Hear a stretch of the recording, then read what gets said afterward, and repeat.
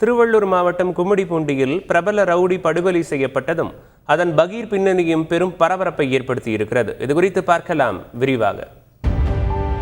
தலை கல்லால் அடித்து நசுக்கப்பட்டும் உடல் கத்தியால் குத்தி கிழிக்கப்பட்டும் கிடந்த பிரபல ரவுடியின் உடல்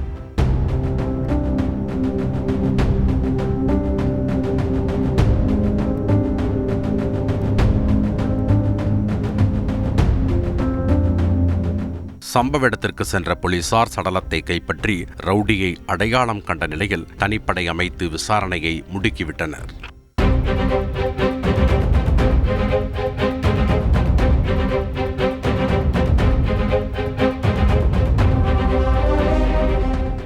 விசாரணையில் ரவுடி கொலை செய்யப்பட்ட அன்று அவருடன் அவருடைய நெருங்கிய நண்பர் உடன் இருந்ததும் சம்பவத்தன்று இருவரையும் கொலை கும்பல் சுற்றி வளைத்த போது ரவுடி மட்டும் அதில் சிக்கிக் கொண்டதும் தெரிய வந்தது. உடனே ரவுடியின் நண்பரை போலீசார் பொறி வைத்து பிடித்த நிலையில் விசாரணையில் அவர் அளித்த வாக்குமூலம் பெரும் பரபரப்பை ஏற்படுத்தியிருக்கிறது. திருவள்ளூர் மாவட்டம் கும்மிடிப்பூண்டி VM தெருவைச் சேர்ந்தவர் நாகராஜ். பிரபல ரவுடியான இவர் 2019ஆம் ஆண்டு கும்மிடிப்பூண்டி ரயில் நிலையம் அருகே அரங்கேறிய மூவர் கொலை வழக்கில் சம்பந்தப்பட்டவர்.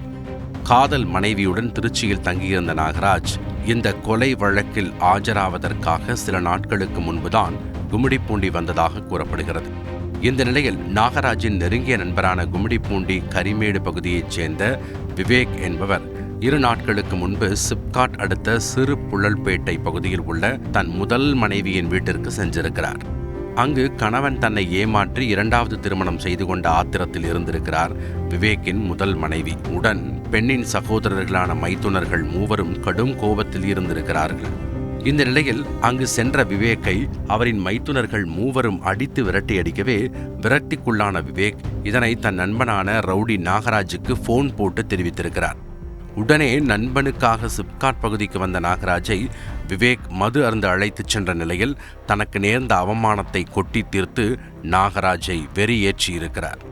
இதனை அடுத்து மீண்டும் சிறு புழல்பேட்டை பகுதியில் உள்ள விவேக்கின் முதல் மனைவி வீட்டிற்கு இருவரும் செல்லவே அங்கு நாகராஜ் கட்ட பஞ்சாயத்து செய்ய இரு தரப்புக்கும் இடையே கடும் மோதல் ஏற்பட்டு கைகலப்பாகி இருக்கிறது.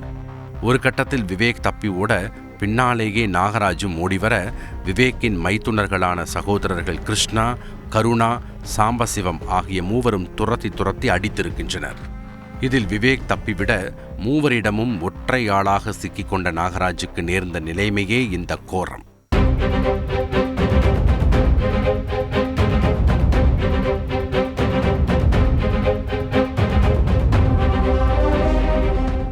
பிரபல ரவுடியை அண்ணன் தம்பிகளான மூவர் சேர்ந்து படுகொலை செய்தது திருவள்ளூர் மாவட்டத்தில் பெரும் பரபரப்பை ஏற்படுத்தியிருக்கும் நிலையில் சகோதரர்கள் மூவரில் சாம்பசிவம், கருணா ஆகிய இருவரை கைது செய்துள்ள போலீசார் தலைமறைவாகியுள்ள கிருஷ்ணா என்பவரை வலை வீசி தேடி வருகின்றனர்.